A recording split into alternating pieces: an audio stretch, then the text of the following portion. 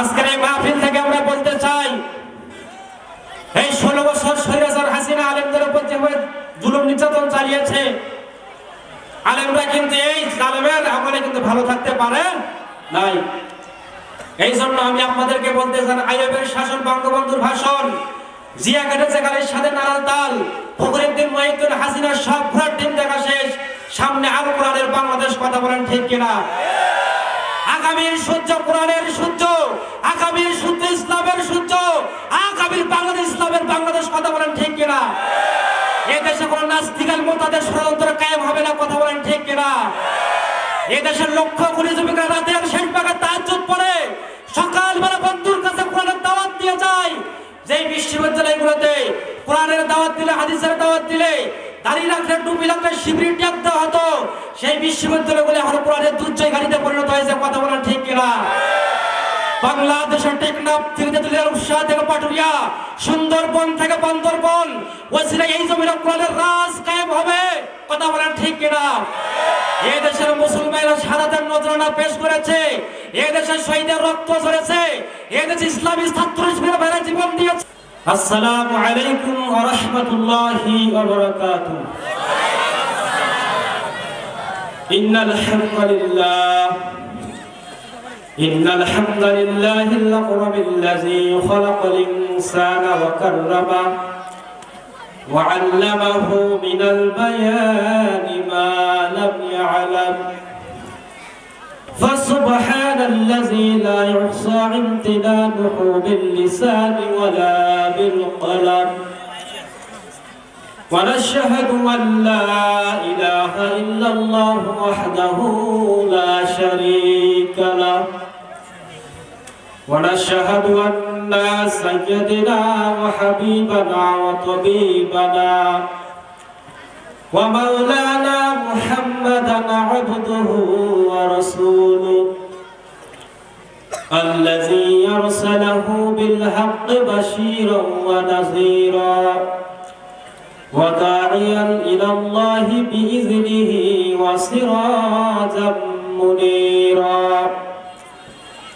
أما بعد، فقد قال الله تعالى في كلامه المجيد والفرقانه الحميد: أعوذ بالله من الشيطان الرجيم، بسم الله الرحمن الرحيم. قل إن كنتم تحبون الله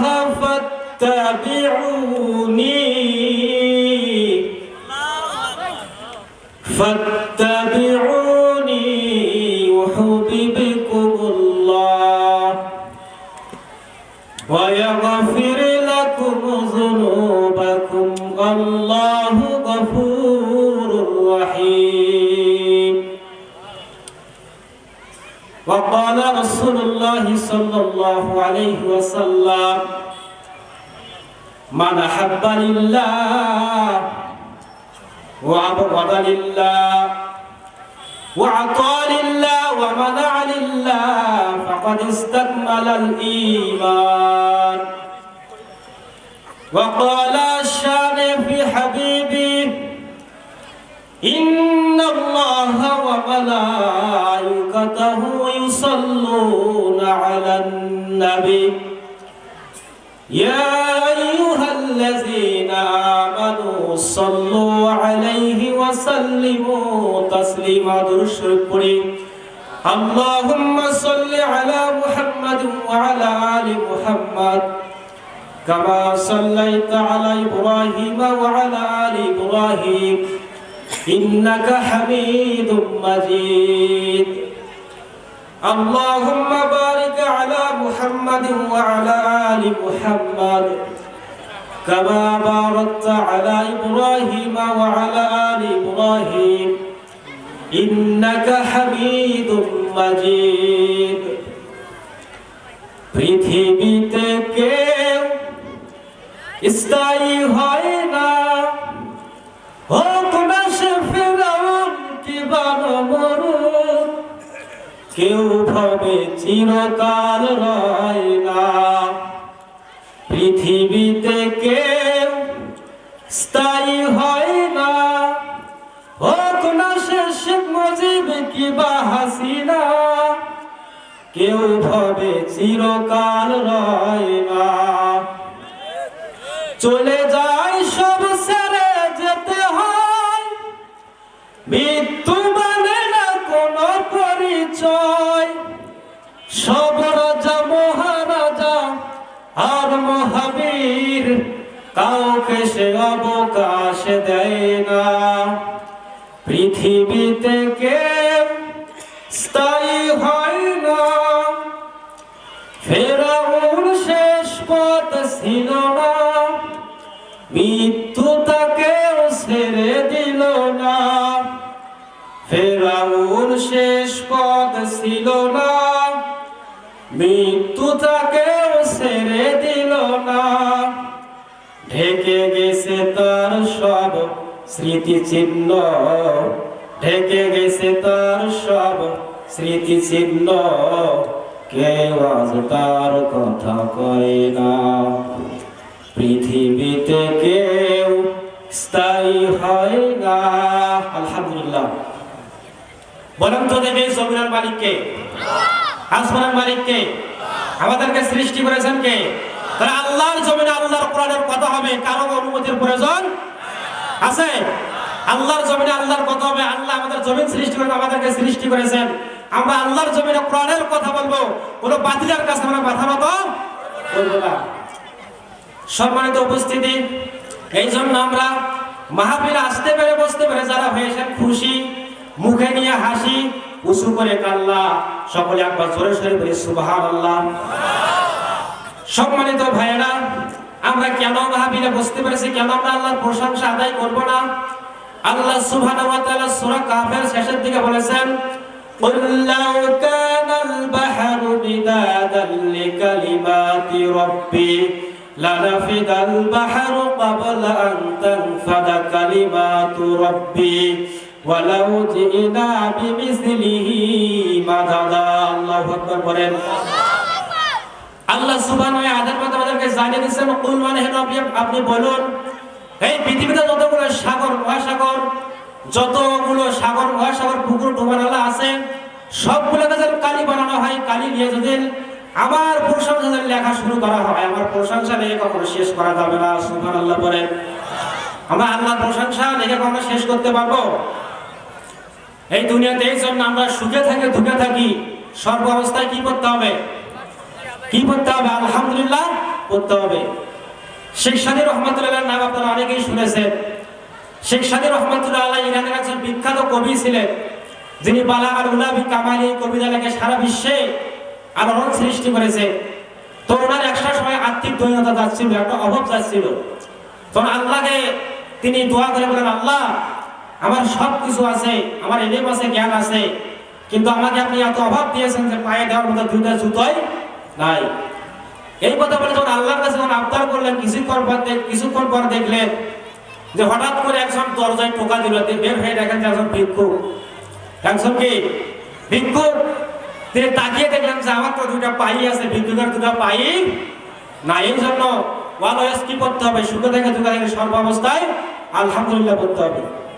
সম্মানিত উপস্থিতি, এই দুনিয়াতে মানুষের চাওয়ার কিন্তু কোনোদিন শেষ কিন্তু কোনোদিন হবে না। দেখবেন যে লোকের পা নাই, ওই দেখবেন যে ব্যক্তি পা দিয়ে হেঁটে যায়, তাদেরকে দেখে সে হিংসা করে। দেখবেন যার পা আছে সে সাইকেল আলাদেরকে দেখে হিংসা করে, আমি যে সাইকেল থাকতো একটা। যার সাইকেল আছে, যারা মোটর সাইকেল চালিয়ে যায়, সে মোটর সাইকেল আলাদেরকে দেখে হিংসা করে।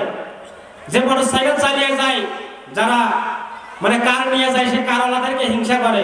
এই জন্য দুনিয়াতে মানুষের চাওয়ার কোনোদিন শেষ হবে না। এই জন্য অলওয়েজ করতে হবে কি? আলহামদুলিল্লাহ। সম্মানিত ভাইরা, আজকে আমরা এখানে কি শোনার জন্য এসেছি? জোরে বলতে হবে, কি শোনার জন্য এসেছি? আল্লাহ সুবহানাহু ওয়া তাআলা বলেছেন, এই পৃথিবীতে মানুষের জন্য তিনটা জিনিস সবচাইতে বড় রহমত। কয়টা? এক নম্বর হচ্ছে রাসূল আমাদের জন্য রহমত।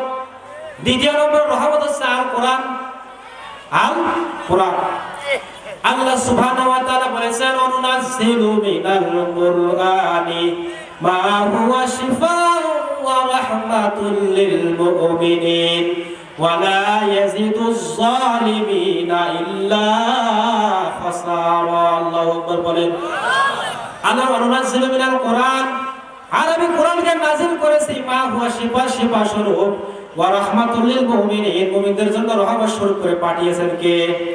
তাহলে কোরআনের সঙ্গে আমাদের সম্পর্ক করা দরকার আছে না নাই? বলতে হবে না?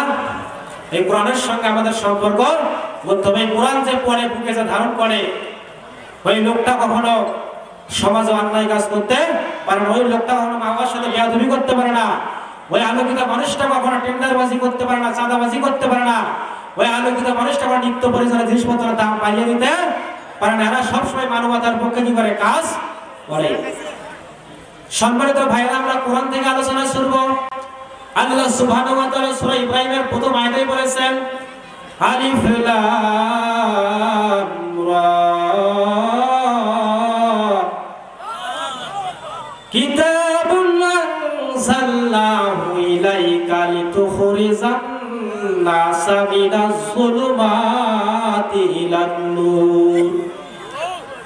আল্লাহ সুবহানাহু ওয়া তাআলা এই আয়াতের মাধ্যমে আমাদেরকে জানিয়ে দিচ্ছেন, নবী হে, এই কিতাবকে আমি নাযিল করেছি মানুষকে অন্ধকার থেকে আলোর পথে নিয়ে আসার জন্য।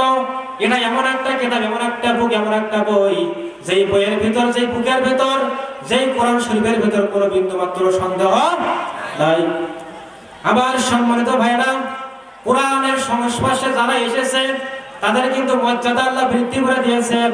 আমার সম্মানিত ভাইরা, এই জন্য আল্লাহ কোরআনের শুরুতেই বলে দিয়েছেন জালিকাল কিতাবু লা রাইবা ফিহি হুদাল লিল মুত্তাকিন। এটা এমন একটা কিতাব, এমন একটা বই, যেই বইয়ের ভিতরে কোনো সন্দেহ নাই। সম্মানিত উপস্থিতি, বলেন তো দেখি, আজকে যে কোরআনের মাহফিলটা যে হচ্ছে, এখানে যে বিকেল থেকে যে ছেলেরা যে হাদিস পড়লো, কোরআন তেলাওয়াত করলো, আপনাদেরকে ভালো লাগেনি? যাদের সন্তানেরা মাদ্রাসায় পড়ে, যখন মাইকে যখন কথা বলেছে, সবাইকে কিন্তু ভালো লেগেছিল, নাকি বলেন? ভালো লেগেছিল, কলিজাটা ভরে গিয়েছিল। এই জন্য আমি সবাইকে বলতে চাই যে সন্তানকে আপনি যেটাই বানান না কেন, প্রাথমিক শিক্ষাটা কোরআনের শিক্ষা দিতে হবে। কিসের শিক্ষা? প্রাথমিক শিক্ষাটা কোরআনের শিক্ষা দেবেন। বড় হলেও কি হয় হোক, কোনো সমস্যা নাই। এই জন্য যেহেতু কোরআনের মাদ্রাসা এখানে আছে, আমি তো মনে করি এখান থেকে যদি একটা ছেলে 5 পাস করে, সে যতটুকু জ্ঞান অর্জন করবে, ও একটা ইমামতি করার জ্ঞান কি অর্জন করবে। এই জন্য তাদের সন্তান আছে, আমরা মাদ্রাসায় পড়ার কি করবো? চেষ্টা করবো। আব্বু শোনো, আম্মু শোনো, চট ছেলে দাও হাতে, ওই পাঠশালাতে যাব না মা, যাব নুরানিতে, ওই পাঠে আর যাব না মা, যাব মাদ্রাসাতে। ঠিক কিনা? হাট্টি বাটি টিম তাদের খাড়া দুটো শিং, এমন পড়া শেখায় যে হবে ঘোড়ার ডিম। ঠিক কিনা? হাট্টি বাটি টিম তাদের খাড়া দুটো শিং, এমন পড়াই কায়েম হবে না তো খোদার দিন। করতে কায়েম খোদার দিন, আই ছুটে আয় রে নবীন, করতে কায়েম খোদার দিন, আই ছুটে আয় রে নবীন। কোরআন হাদিস শিখতে মোরা যাব নুরানিতে, কোরআন হাদিস শিখতে মোরা যাব মাদ্রাসাতে। গোল করো না ছোটর ঘুমাই খাটে, এমন পড়াই দাম হবে না আখিরাতের ঘাটে।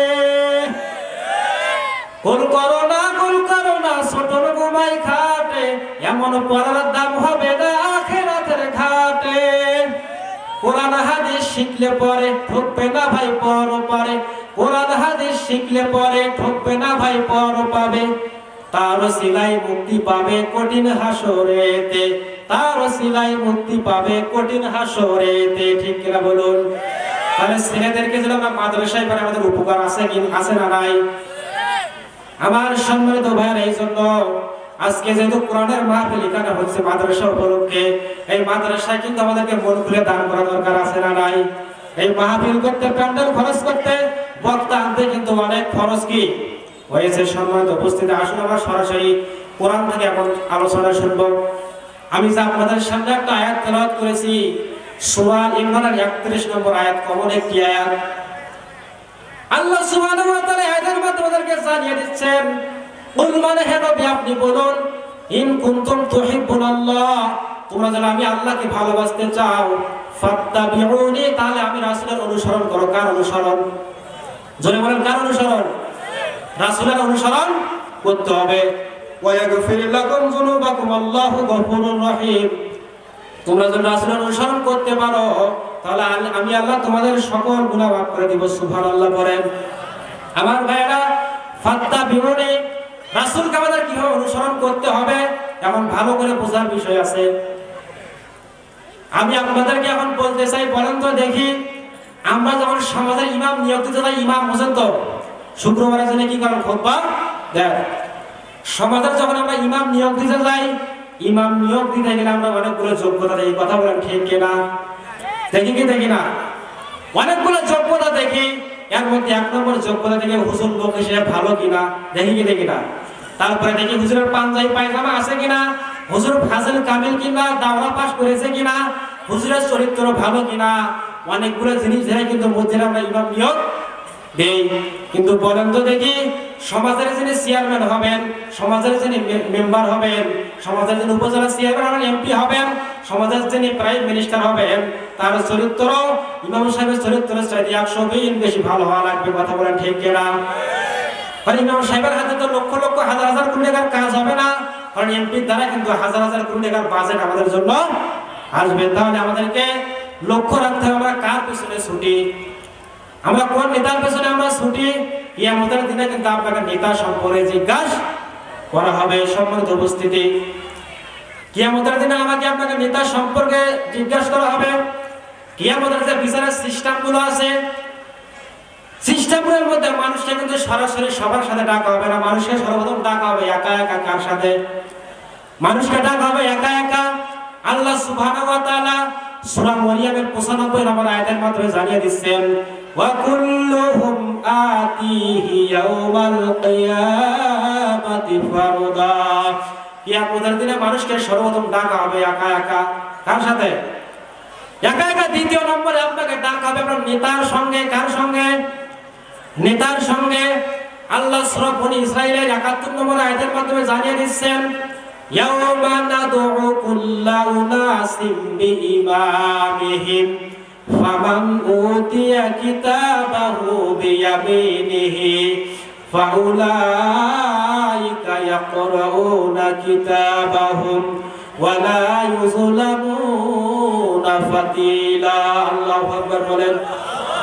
আল্লাহ তাআলা আয়াতের মাধ্যমে জানিয়ে দিচ্ছেন, ইয়াউমা নাদউ কুল্লা উনাসিম বিইমামিহিম, কিয়ামতের দিনে মানুষের দ্বিতীয় নম্বরে ডাকা হবে নেতার সঙ্গে। কার সঙ্গে?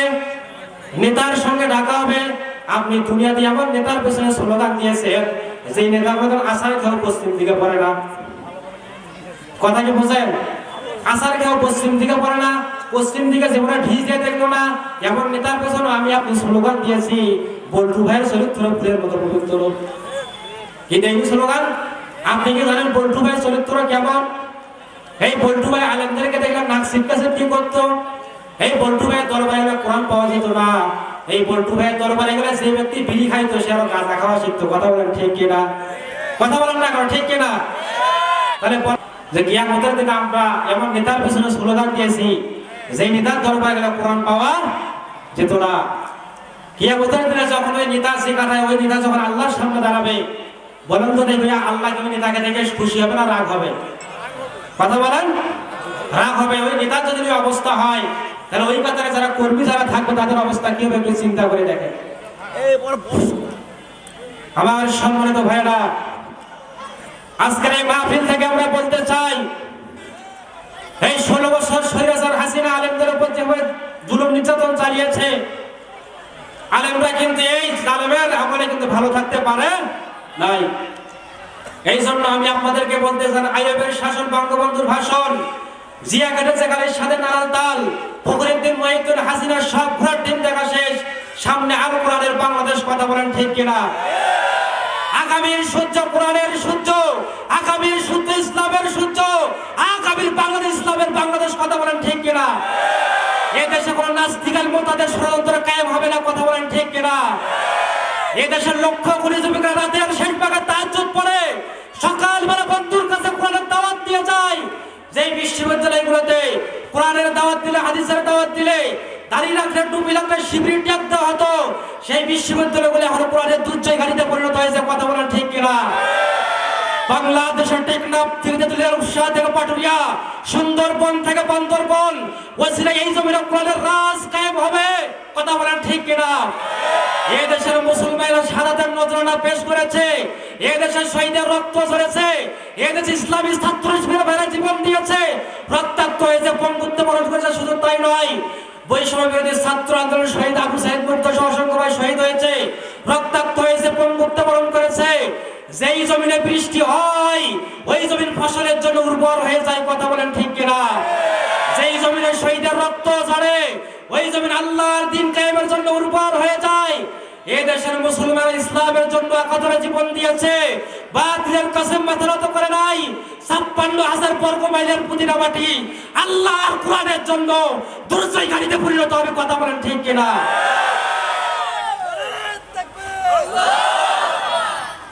সম্মানিত উপস্থিতি, তাহলে আমরা এখান থেকে শিক্ষা পাবো, হাসিনা আসুক, মুমতাজ আসুক, ফেরাউন আসুক, যত বড় শাসকই আসুক না কেন, এই জমিন থেকে কখনো ইসলামকে মুছে ফেলতে পারবে না। আমার সম্মানিত ভাইরা, আমি আপনাদেরকে নেতার কথা বলতেছিলাম। কিয়ামতের দিনে আমাকে আপনাকে নেতা সম্পর্কে জিজ্ঞাসা করা হবে, এই জন্য আমাদেরকে সাবধান থাকতে হবে যে আমরা কার পেছনে ঘুরতেছি। সম্মানিত উপস্থিতি, এরপরে যে বিষয়টা আমাদের সামনে চলে আসে, নেতার পরে যে বিষয়টা আমরা চলে আসে, আমি যে আপনাদের সামনে রাসূলের আয়াতটা তেলাওয়াত করেছি রাসূলের ভালোবাসার সম্পর্কে। রাসূলকে আমাদেরকে কেমন ভাবে মহব্বত করতে হবে, কেমন ভাবে ভালোবাসতে হবে। রাসূলুল্লাহ সাল্লাল্লাহু আলাইহি ওয়াসাল্লাম হাদিসের মধ্যে বলেছেন, মান আহাব্বা লিল্লাহ ওয়া আবগাদা লিল্লাহ ওয়া আতা লিল্লাহ ওয়া মানা লিল্লাহ ফাকাদ ইসতাকমালাল ঈমান। রাসূলুল্লাহ সাল্লাল্লাহু আলাইহি ওয়াসাল্লাম হাদিসের মধ্যে আমাদেরকে জানিয়ে দিচ্ছেন, মান আহাব্বা লিল্লাহ, যে ব্যক্তি কাউকে ভালোবাসবে আল্লাহর সন্তুষ্টির জন্য, ওয়া আবগাদা লিল্লাহ, কারোর সাথে শত্রুতা পোষণ করে দাও আল্লাহর সন্তুষ্টির জন্য, ওয়া আতা লিল্লাহ, কাউকে কোনো কিছু দান করবে তাও কার সন্তুষ্টির জন্য, আল্লাহর সন্তুষ্টির জন্য, ওয়া মানা লিল্লাহ, কাউকে কোনো কিছু দান করা থেকে বিরত থাকবে তাও আল্লাহর সন্তুষ্টির জন্য। আল্লাহ হাবিব সাল্লাল্লাহু আলাইহি সাল্লাম বলেছেন, যে ব্যক্তি চারটি কাজ করলো ফাকাদ ইসতাকমালাল ঈমান, সে তার ঈমানকে পরিপূর্ণ করলো। সুবহানাল্লাহ বলেন। তাহলে কয়টি কাজের কথা বলা হয়েছে? চারটি। কয়টি কাজের কথা বলা হয়েছে? চারটি কাজের কথা। এক নম্বরে বলেছে মান আহাব্বা লিল্লাহ, কাউকে ভালোবাসবো কার জন্য? কাউকে ভালোবাসবো কার জন্য? আল্লাহর জন্য। এখন ভালোবাসা হলো দুই প্রকার। কয় প্রকার? ভালোবাসা দুই প্রকার, একটা আছে বৈধ ভালোবাসা, একটা আছে অবৈধ ভালোবাসা। ছেলে তার মাকে ভালোবাসবে, মা তার সন্তানকে ভালোবাসবে, এটা হচ্ছে বৈধ ভালোবাসা। কিন্তু অবৈধ ভালোবাসা, একটা মেয়ে বেগানা একজন মেয়ে আরেকজন মেয়ে পুরুষকে ভালোবাসে, এটা হচ্ছে অবৈধ ভালোবাসা। এই জন্য আমাদেরকে কার সন্তুষ্টির জন্য ভালোবাসতে হবে? আল্লাহর সন্তুষ্টির জন্য। কেমন ভালোবেসেছেন বেলাল রাদিয়াল্লাহু তাআলা আনহু। বেলাল রাদিয়াল্লাহু তাআলা আনহু আল্লাহর ভালোবাসা, রাসূলের ভালোবাসা এতই পাগল ছিলেন, যখন তিনি ইসলাম গ্রহণ করলেন, কোরআনের দাওয়াত যখন গ্রহণ করলেন, গ্রহণ করার পরে তিনি তিনি এখন দাসী ছিলেন, কৃতদাস ছিলেন, যার অধীনে তিনি কাজ করতেন, তার নাম ছিল উমাইয়া। নাম কি ছিল? উমাইয়া যখন খবর পেল যে বেলাল ইসলাম গ্রহণ করেছে, মুহাম্মদকে নবী হিসেবে মেনেছে, না না না, আমার অধীনে থেকে সেই কাজ করবে, আমি এটা কখনোই মানতে পারবো না। তখন উমাইয়া সঙ্গে সঙ্গে বলল, বেলাল, হয় তুমি আমার সঙ্গে থাকো না, ইসলামকে তুমি ছেড়ে দাও। বেলাল রাদিয়াল্লাহু তাআলা আনহু বললেন, আমি সব কিছু ছাড়তে রাজি আছি, কিন্তু আল্লাহকে কখনো ছাড়তে রাজি নাই। সম্মানিত ভাইয়েরা, এই কথা যখন উমাইয়াকে যখন বলা হলো, উমাইয়া তখন বলল, ঠিক আছে, তুমি যখন এটাই যখন করবে। সঙ্গে সঙ্গে তাকে মার শুরু হয়ে গেল, এমন রক্তাক্ত করা শুরু হয়ে গেল। উমাইয়াকে বালুর ভেতরে, মরুভূমির তীব্র রোদের ভেতরে শুয়ে দেওয়া হলো। সেখানে নিয়ে যাওয়ার পরে বেদম প্রহার করা হলো, মারা হলো, মারতে মারতে তার শরীর থেকে রক্ত বের করে দেওয়া হলো। তবু বেলাল রাদিয়াল্লাহু আনহুর মুখ থেকে আল্লাহ শব্দ কখনো সরে যায়নি। এমন ভাবে যখন মারা শুরু হয়ে গেল, মারতে মারতে মারতে মারতে এক পর্যায়ে উমাইয়া যখন বললো, এই তো রক্তাক্ত হয়েছে, এই তো অসুস্থ হয়ে গিয়েছে, আহত হয়ে গিয়েছে, তবু কোনো আল্লাহর নাম মুখে নেয়। তখন উমাইয়া তখন করলো কি, একটা কাঁটা নিয়ে আসলো। কাঁটা নিয়ে আসার পরে তাদের বেলাল রাদিয়াল্লাহু তাআলা মুখ দিয়ে আল্লাহ আল্লাহ শব্দ বলতে না পারে, সেই কাঁটাগুলো বিলাল রাদিয়াল্লাহু তাআলা মুখের ভিতর ঢুকে দিল। নাউজুবিল্লাহ পড়েন। মুখের ভিতরে যখন ঢুকিয়ে দিল, যখন তিনি আর কথা বলতে পারতেছিলেন না, এমন সময় বিলাল রাদিয়াল্লাহু তাআলা আনহু বললেন, উমাইয়া, তুমি আমার জবান থেকে হয়তো আল্লাহর নাম সরাতে পারো, কিন্তু আমার অন্তর থেকে আল্লাহর নাম কখনো সরাতে পারবে না। সুবহানাল্লাহ পড়েন। তাহলে আমার ভাই ঘটনা থেকে আমরা জানতে পারলাম, আমরা যে ইসলাম মানি, আমরা যে কোরআন মানি, কোনোদিন ইসলাম মানার কারণে কিন্তু আমাদের উপরে কখনো কি কোনো অত্যাচার এসেছে?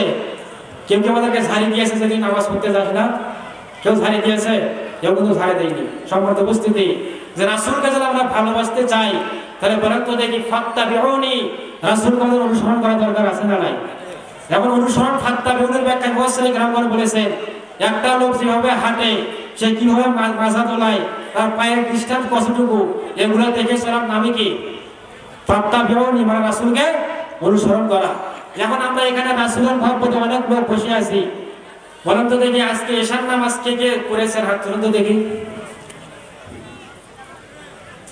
কিছু সময় লোক পড়েছি, আর বেশিরভাগ গুলো আমরা কি পড়ি নাই? হাত নামান আমার ভাইয়েরা। যারা এশার নামাজ না পড়ে বসে আছেন, এদেরকে কিন্তু সাইজ করা দরকার আছে না নাই? এক লোক ইমাম সাহেব ভালো করে বুঝতে হবে, আমি ছোট মানুষ তো, আমাদের বয়সের থেকে অনেক কম। এক লোক মসজিদের বয়ান শুনেছে যে পাগড়ি পরে নামাজ পড়লে ৭০ গুণ বেশি সব পাওয়া যায়। কি করে? পাগড়ি পর্যন্ত, মাথায় পাগড়ি পরে নামাজ পড়লে ৭০ গুণ বেশি সব পাওয়া যায়।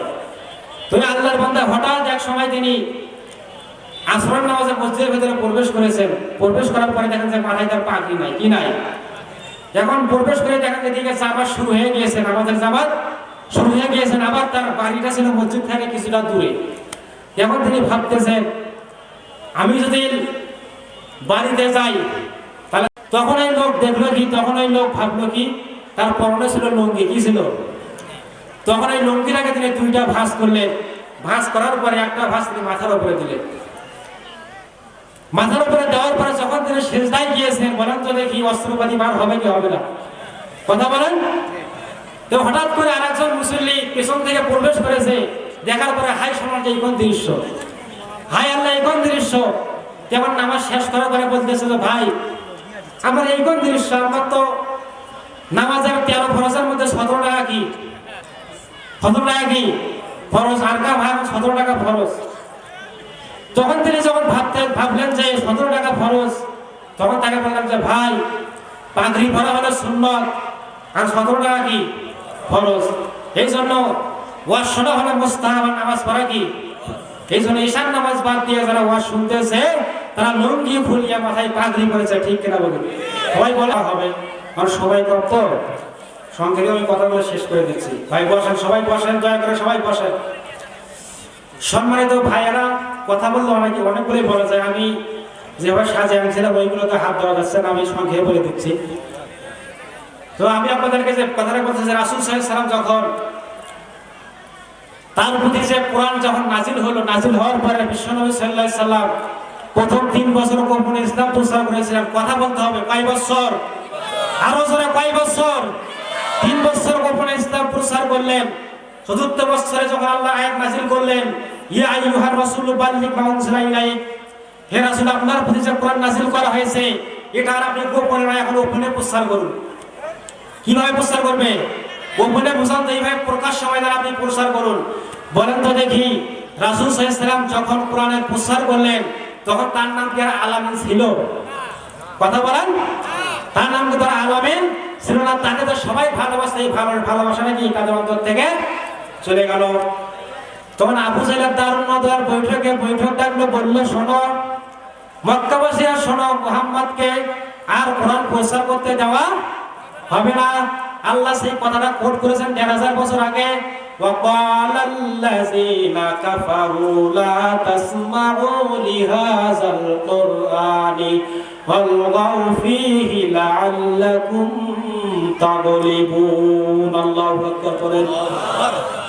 আল্লাহ তাআলা আয়াতের মাধ্যমে জানিয়েছেন, وقال الذين كفروا, আর কাফেররা বলে, লা তাসমাউ লিহাযাল কুরআন, এই জমিনে কোরআন শুনতে দেওয়া হবে না। ওয়ালগাউ ফীহি লাআল্লাকুম তাগলিবুন, বললেন কোরআন যখন তারা শুনতে যাবে সেখানে তারা হট্টগোল তৈরি করে কি করবে? আজকে হয়তো আবু জেহেল নাই, উতবা সাইবা মুগিরা নাই, ফেরাউন নাই, নমরুদ নাই, কিন্তু তাদের কিছু উত্তরসূরি আমাদের সমাজে এখনো আছে না নাই? আমার ঘরে যাদের কোরআনের কথা যাদের গায়ে লাগে এরাই হচ্ছে আবু জেহেলের উত্তরসূরি। কথা বলেন ঠিক কিনা? আমরা বিগত 16 বছরে হাসিনা সরকার আমলে দেখেছি, স্বৈরাচারের আমলে, এই লেটিগুলার আমলে আমরা দেখেছি কত মানুষকে গুম করেছে, হত্যা করেছে। আমি বলতে চাই কোরআনের পাখি আল্লামা দুলাল হোসেন সাইদের কোনো অপরাধ ছিল? ভালো মানুষ তাকে মেডিকেলে আনা হলো, আনার পরে ইনজেকশন পুশ করে তাকে হত্যা করা হলো। কথা বলেন ঠিক কিনা? আমরা এই মাহফিল থেকে বলতে চাই হাসিনা, এই জমিনে তোমাকে আমরা ফাঁসি দিতে চাই। কথা বলেন ঠিক কিনা? আমরা চাই হাসিনা সহ তার যারা দোষর আছে সকলের যাতে বিচার এই বাংলার জমিনে হয়।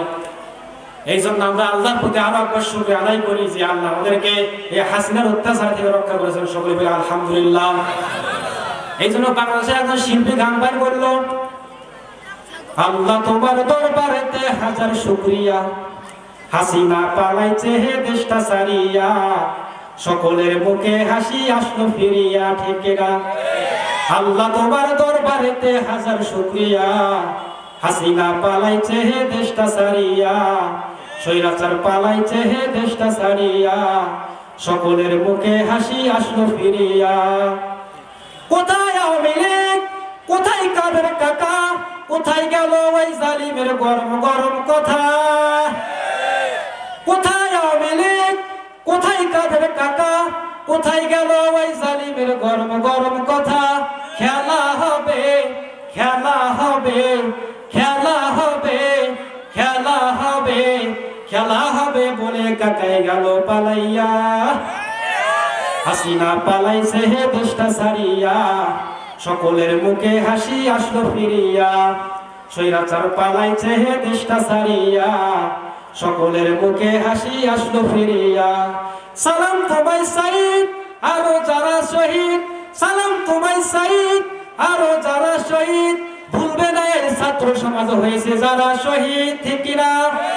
পর পারে রেখো তারে, পর পারে রেখো তারে, নাজনে আমোদ দিয়া, হাসিনা পালাইছে হে দেশটা সারিয়া, সকলের মুখে হাসি আসলো ফিরিয়া। কথা বলেন ঠিক কিনা? আমার সম্মানিত ভাইয়েরা, আমরা এখানে যে বসেছি কোরআনের মাহফিল, আপনাদের কি ভালো লাগতেছে? ওয়াজ কি চলবে?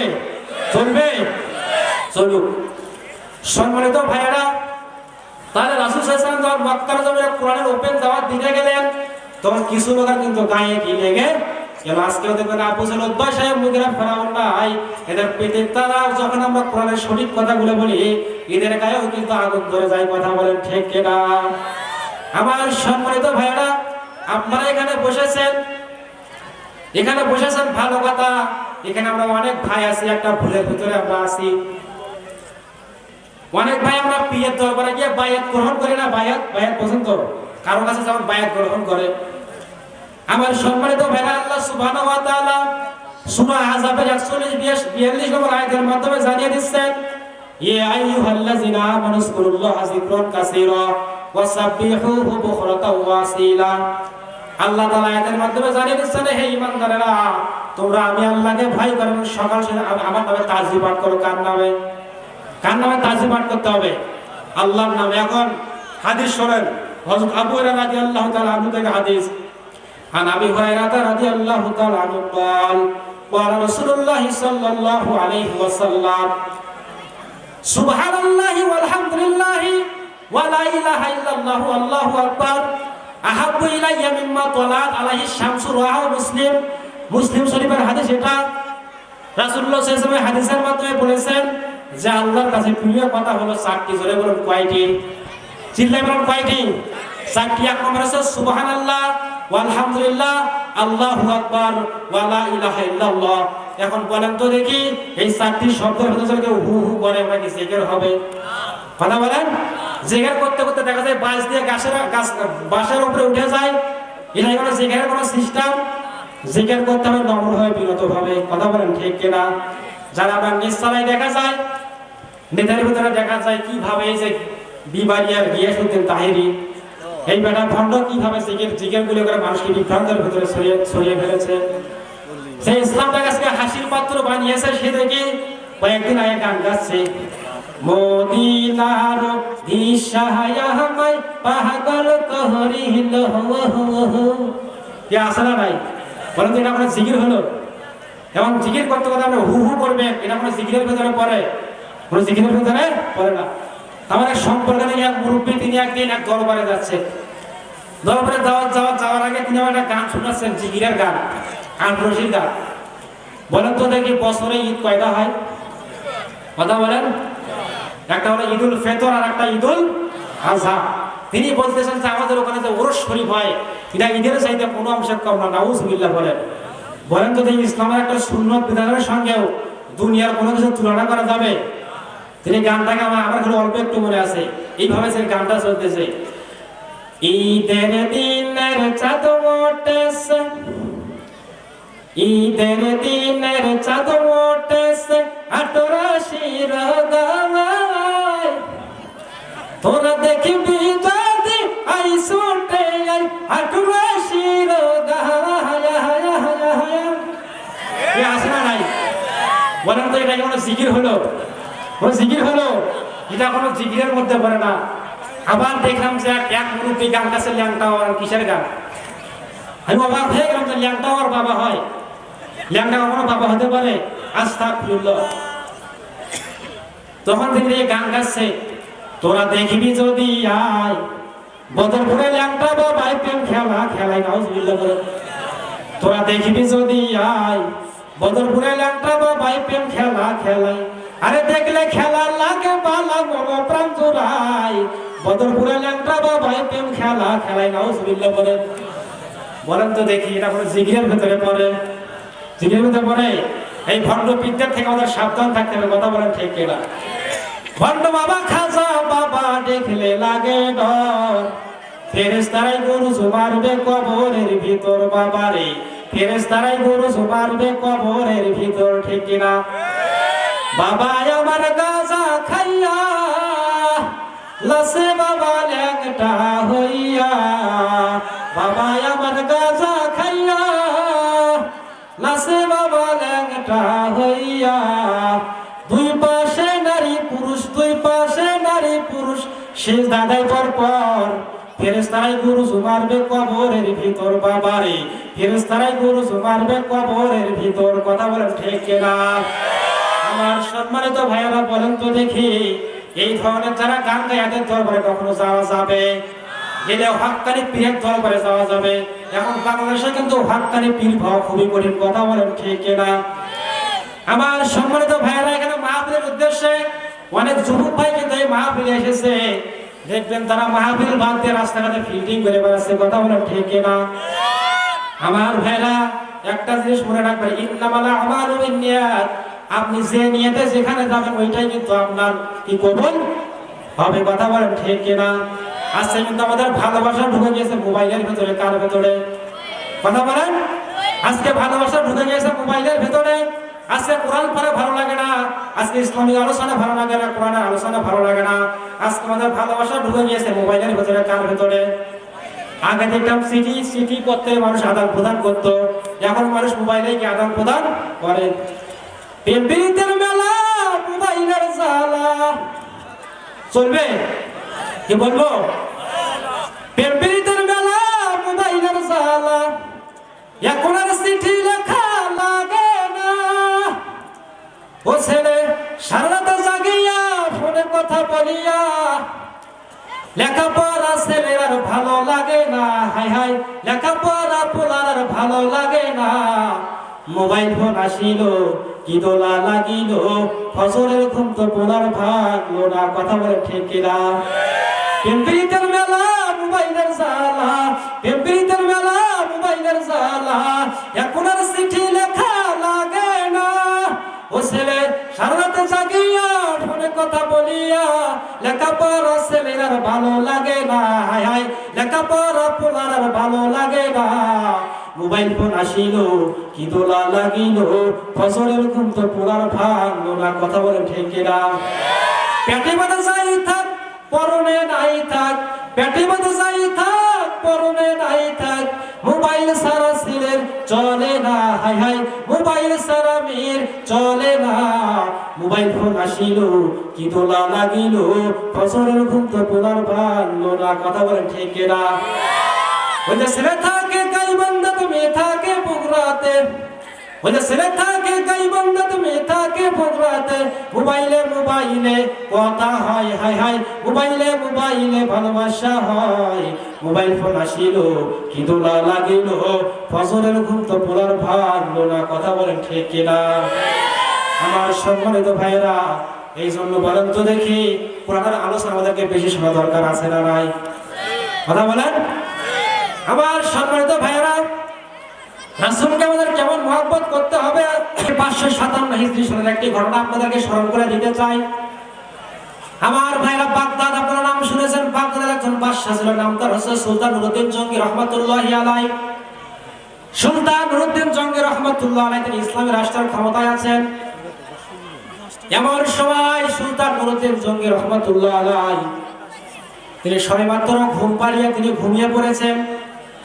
ভালো করে মনোযোগ দিয়ে শুনবেন, যখন তিনি ঘুমিয়ে পড়েছেন এমন সময় বিশ্বনবী সাল্লাল্লাহু আলাইহি ওয়াসাল্লাম তার স্বপ্নে এসে হাজির হওয়ার পর বলতেছে, নুরউদ্দিন জঙ্গি নীল চক্ষু বিশিষ্ট দুইজন মানুষকে আমাদের রক্ষা করো, এরা আমাকে খুব ডিস্টার্ব করতেছে, খুব অত্যাচার করতেছে, এদের থেকে আমাকে রক্ষা করো। সুলতান নুরউদ্দিন জঙ্গি রহমাতুল্লাহি এই স্বপ্ন যখন দেখলেন, দেখার সঙ্গে সঙ্গে তিনি চট করে ঘুম থেকে জাগিয়ে উঠলেন। ওঠার পরে ভাবলেন যে রাসূল সাল্লাল্লাহু আলাইহি ওয়াসাল্লামের লাশ মরক্ত এখন রওজা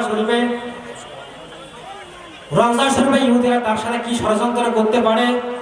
আমার সম্মানিত ভাইয়েরা, 3 দিন যখন তিনি এই স্বপ্ন দেখলেন, দেখার পরে নুরউদ্দিন জঙ্গি রহমাতুল্লাহি আলাইহি তখন তিনি আর দেরি করলেন না, তিনি সঙ্গে সঙ্গে তার যে প্রধানমন্ত্রীর সঙ্গে পরামর্শ করে তিনি মদিনায় চলে গেলেন।